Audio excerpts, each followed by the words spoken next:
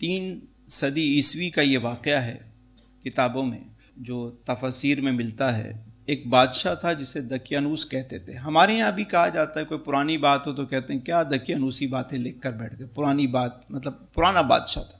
مگر وہ قوم کو بت پرستی کی طرف بھی، ایک اور بھی معاملہ جو ان کے ہاں تھا، جو دعوے تھے ان کے جھوٹے، اس کی طرف راغب کرنا چاہتے تھے۔ تثلیث کے بھی وہ قائل تھے کہ 3 خدا ہیں۔ یہ جو نوجوان تھے ان کے ہاتھ میں کوئی انجیل کا پرانا نسخہ لگ گیا اور ان کو پتہ چل گیا کہ خدا وحدہ لا شریک ہے، اس کا کوئی شریک نہیں ہے۔ انہوں نے کہا چاہے تم ہماری گردنیں اتار دو، ہم تمہارے کہے ہوئے دین کو قبول نہیں کریں گے، ہم اس خدا کو مانتے ہیں جو زمین اور آسمان کا مالک ہے۔ اچھا، چونکہ یہ تھے بڑے گھرانوں کے، امیر گھرانوں کے تھے، شاہی خاندان سے تھے، تو بادشاہ نے کہا کہ صرف 3 دن کی مہلت ہے، مان لو ورنہ تمہاری گردن اڑا دی جائے گی یا تمہیں زندہ جلا دیا جائے گا۔ اب 3 دن کا جب ٹائم ملا تو یہ سارے باہر نکلے اور ایک جگہ سب جمع ہو گئے، جو جتنے صاحب ایمان تھے سب جمع ہو گئے، اور انہوں نے کہا کہ بجائے اس کے کہ ہم اپنا ایمان بیچیں، بجائے اس کے کہ ہم اس بادشاہ کی غلامی کریں، ہم جا کر کسی غار میں پناہ لیتے ہیں۔ سارے نکلے، جب جانے لگے تو راستے میں ایک چرواہا ملا، اس نے بھی ان کے متعلق سن رکھا تھا۔ وہ کہنے لگا بھائی آپ کیوں جا رہے ہو، مجھے بھی ساتھ لے چلو۔ اس کے ساتھ اس کا کتا بھی تھا، یہ بھی ساتھ جائے گا کہ بھائی یہ تو وہاں جا کے بھونکے گا، یہ شور مچائے گا تو کسی کو خبر ہو جائے گی، تو کتا بھی تو کتا تھا نا۔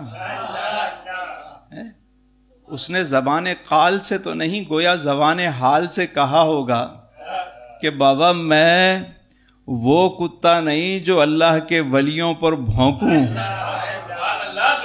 میں تو ان کے در کی رکھوالی کرنے والا کتا ہوں۔ تو چلو بھائی کچھ نہیں کروں گا، یعنی زبان حال سے اس نے بتا دیا، اشاروں میں بات ہو گئی ہوگی کہ بابا لے چلو مجھے بھی۔ اس نے بھی دم ہلانا شروع کر دی کہ کہاں چھوڑ کے جا رہے ہوں۔ چلے گئے، جا کر وہ غار میں سو گئے۔ اب جب سوئے تو پورا واقعہ قرآن میں آپ نے سنا کہ 309 برس سوتے رہے۔ ایک دن اچانک اٹھے۔ اچھا، پیچھے یہ ہوا کہ وہ بادشاہ جو تھا دقیانوس وہ تو مر گیا، کئی اور بادشاہ گزرے، کیونکہ 309 سال کا عرصہ گزر گیا، اور پھر ایک بڑا اچھا نیک صالح بادشاہ جو ہے نا وہاں آ گیا، اس کا نام تھا بیداروس، اس کی حکومت تھی۔ اچھا، اس کے دور میں ایک بڑا مسئلہ کھڑا ہو گیا۔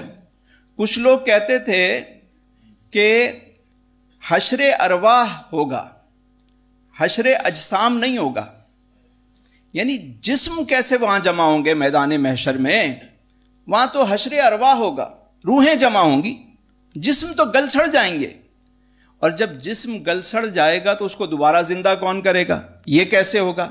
اب یہ بحث چل رہی تھی۔ بادشاہ نیک آدمی تھا، اس نے دعا کی کہ میرے مالک کوئی ایسا سبب کر دے کہ یہ مسئلہ حل ہو جائے۔ اب دیکھیے حسن انتظام کیسے ہوتا ہے۔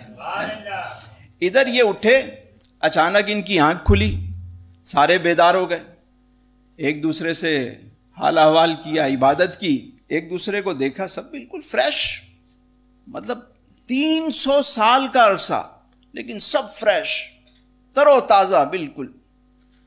کہنے لگے میاں کتنی دیر سوئے ہوں گے؟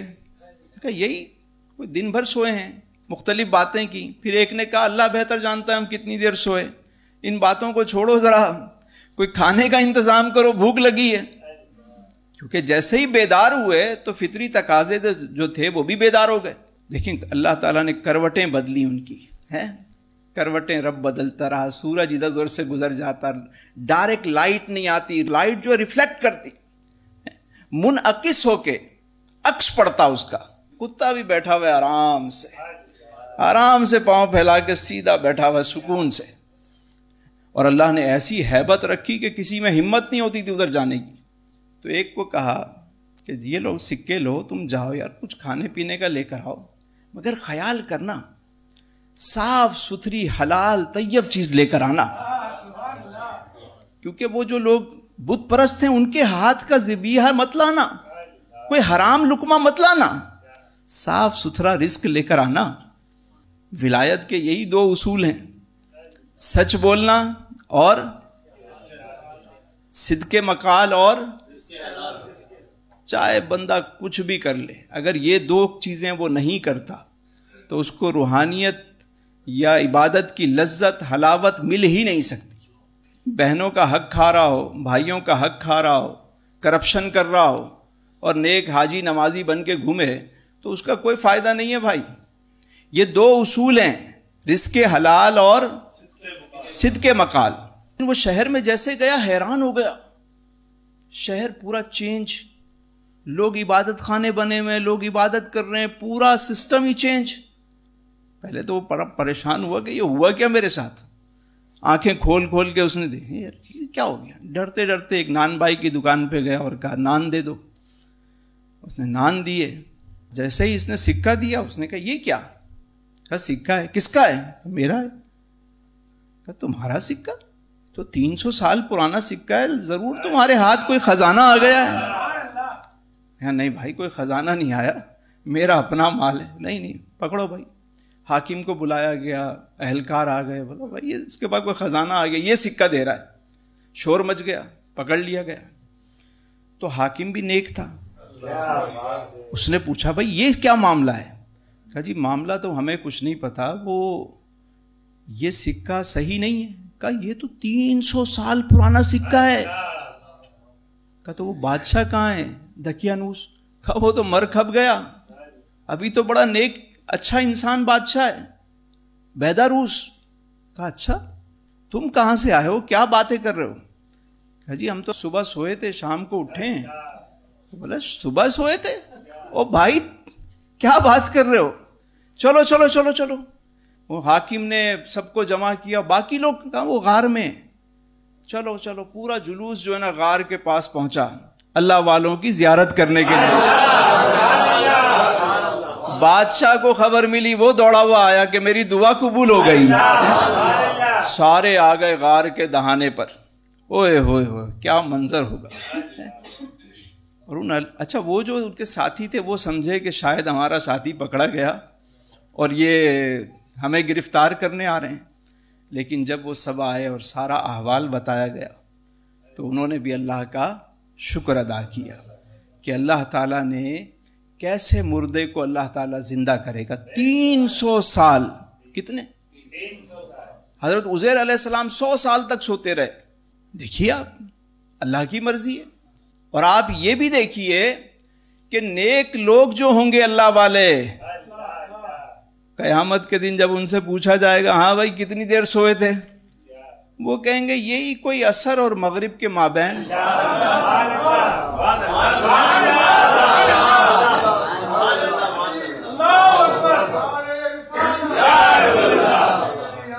کتنی دیر سوئے تھے؟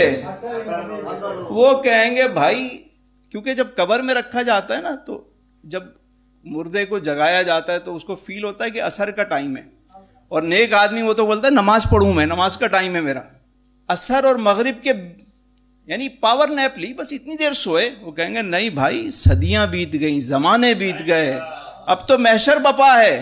اچھا ہمیں تو پتہ نہیں تھا۔ بھائی کون ہو تم لوگ؟ بھائی ہم تو وہ ہیں، ہم تو یہ دعا کرتے تھے کہ میں سو جاؤں یا مصطفیٰ کہتے کہتے اور کھلے آنکھ صلی اللہ کہتے۔ کون لوگ ہو بھائی؟ بھائی ہم تو ہمیں نہیں پتا، بھائی ہم تو یہی دعا کرتے تھے، ادھر سوئے ادھر اٹھے، محشر بپا۔ تو یہ قرآن سے ثابت ہے کہ وہ 300 برس تک سوتے رہے، یہ کوئی قصے نہیں ہے، یہ قرآن کی تلاوت کی گئی۔ تو نیک اگر اعمال ہیں تو پھر موجیں ہی موجیں ہیں، دنیا میں بھی مزے ہیں۔ اور پھر ایک بات اور سن لیجئے، اس کے بعد ہم اپنی بات کو مکمل کریں کہ دیکھیے اس کتے نے اللہ والوں کا ادب کیا، یعنی اللہ والوں کی محفل کو نہیں چھوڑا، کہیں گیا نہیں چھوڑ کے، دروازے پہ بیٹھا رہا ٹانگیں پھیلا کے، چوکیداری کرتا رہا۔ تو کبھی کسی کو اگر اللہ والوں کی محفل میسر آ جائے اور کہیں اس کی ڈیوٹی کسی جگہ پہ بھی لگ جائے تو اسے اس جگہ پر بیٹھنے میں فخر محسوس کرنا چاہیے۔ کامیابی کا اصول کیا ہوا کہ کبھی کہیں کوئی ایسی محفل مل جائے، خوش قسمتی سے کوئی ایسا گوشہ نصیب ہو ہی جائے، تو پھر اس کو چھوڑ کے جانا نہیں، ڈیوٹی جہاں لگ جائے۔ دیکھیے وہ اللہ والوں کی صحبت میں جب آیا تو بھونکا نہیں، بھاگا نہیں، غائب نہیں ہوا۔ میرے بابا جی مجھے کہتے تھے کہ بیٹا اگر انسان سیکھنا چاہے نا تو وہ ایک کتے سے بھی سیکھ سکتا ہے، اگر وہ نصیحت پکڑنا چاہے تو وہ کتے سے بھی سیکھ سکتا ہے، اور نہ سیکھنا چاہے تو عارفین اور کاملین سے بھی وہ نہیں سیکھ سکتا۔ اصحاب کہف کا کتا اور وہ اللہ والوں کی سنگت میں رہا، اس کا ذکر قرآن میں آ گیا، قرآن میں۔ جس دل اندر عشق نہ رچیا،